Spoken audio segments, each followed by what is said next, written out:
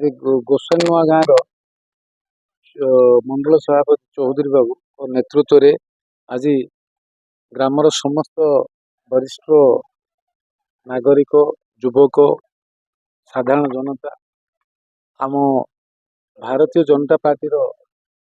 ଜିଲ୍ଲାର ସମସ୍ତ କର୍ମକର୍ତ୍ତା, ସବୁ ମୋର୍ଚ୍ଚାର ଉପସ୍ଥିତ ସଭାପତି ମାନେ, କର୍ମକର୍ତ୍ତା ମାନେ ତଥା ଜନସାଧାରଣ ଆଉ ଆଜି ଆମ ସାଙ୍ଗରେ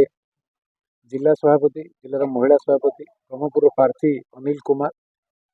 ଆମେ ସମସ୍ତେ ଆଜି ଗୋସାଇନୂଆ ଗାଁରେ ଆସି ବହୁତ ଖୁସି ହେଲୁ ଯେ ଲୋକଙ୍କର ଉତ୍ସାହ, ଆଗ୍ରହ, ଶ୍ରଦ୍ଧା ଦେଖିକି ବହୁତ ଭଲ ଲାଗିଲା। ଆଶା କରୁଛୁ ଆଗାମୀ ଦିନରେ ଏଇ 40 ଦିନର ଯାତ୍ରା, ନିର୍ବାଚନ ଯାତ୍ରା ସମସ୍ତେ ସହଯୋଗ କରନ୍ତୁ, ଆଶୀର୍ବାଦ କରନ୍ତୁ। ଗୋଟେ ନୂଆ ପରିବର୍ତ୍ତନ ପାଇଁ, ଡବଲ ଇଞ୍ଜିନ ସରକାର ପାଇଁ ମୁଁ ତାଙ୍କୁ ଅନୁରୋଧ କରୁଛି ହାତ ଯୋଡ଼ି ଯେ ସୁଯୋଗ ପ୍ରାଇମ ମିନିଷ୍ଟରଙ୍କୁ ଓଡ଼ିଶାରେ ଡବଲ ଇଞ୍ଜିନ ପାଇଁ ସୁଯୋଗ ଦିଅନ୍ତୁ।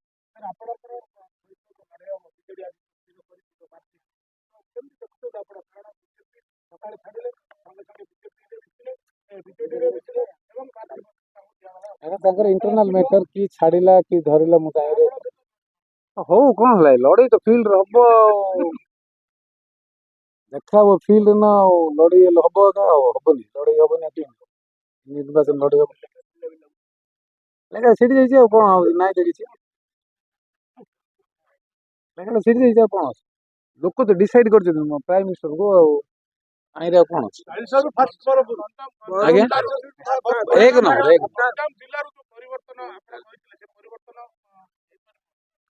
ତମକୁ ଡାଉଟ୍ ଲାଗୁଛି ଡାଉଟ୍ ଲାଗୁଛି ତମକୁ ନାଇଁ ତ ହେଲା ଆଉ ଚାଲ କମେଣ୍ଟସ୍ ଦେବିନି ମୁଁ ୱିଲ୍ ସ୍ପିକ୍ ଓନ୍ଲି ବିଜେପି ତାଙ୍କ ଉପରେ କାହିଁକି କମେଣ୍ଟ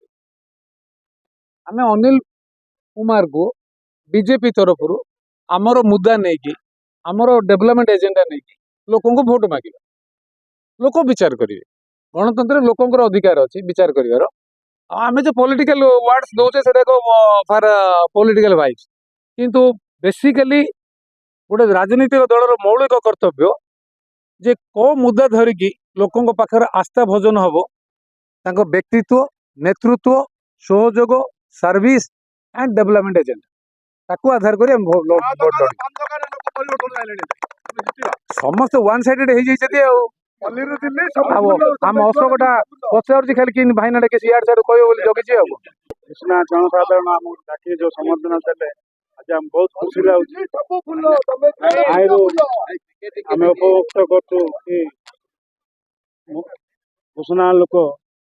ବିଜେପି କୁ କେତେ ଫେଭରରେ ଅଛନ୍ତି, ଜନସାଧାରଣ ବିଜେପି କୁ କେତେ ଫେଭରରେ ଅଛନ୍ତି ଆମ ଆଇରୁ ବହୁତ ଜଣା ପଡ଼ିଲାଣି।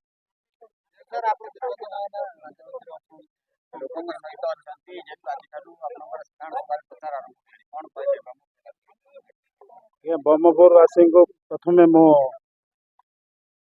ଆଶୀର୍ବାଦ ଆଉ ସହଯୋଗ ଲୋଡୁଛି ଆଉ ତାଙ୍କର ମୌଳିକ ସମସ୍ୟା ପାଇଁ ମୁଁ ଲଢ଼ିବି ତାଙ୍କର ପ୍ରତି ସମସ୍ୟା ବ୍ରହ୍ମପୁରର ପ୍ରତି ସମସ୍ୟା ପାଇଁ ମୁଁ ଲଢ଼ିବି ଆଉ ବ୍ରହ୍ମପୁର ସବୁବେଳେ ଯେମିତି ଶାନ୍ତିରେ ରହିବ ସେଇଟା ମୁଁ ଚାହିଁବି। ଗୁରୁ ଶିଷ୍ୟ ଲଢ଼େଇ ନାହିଁ ତ ଗୁରୁ ପାଇଁ କିଏ ଲଢ଼ିଥିଲା ତାଙ୍କୁ ପଚାରୁନ।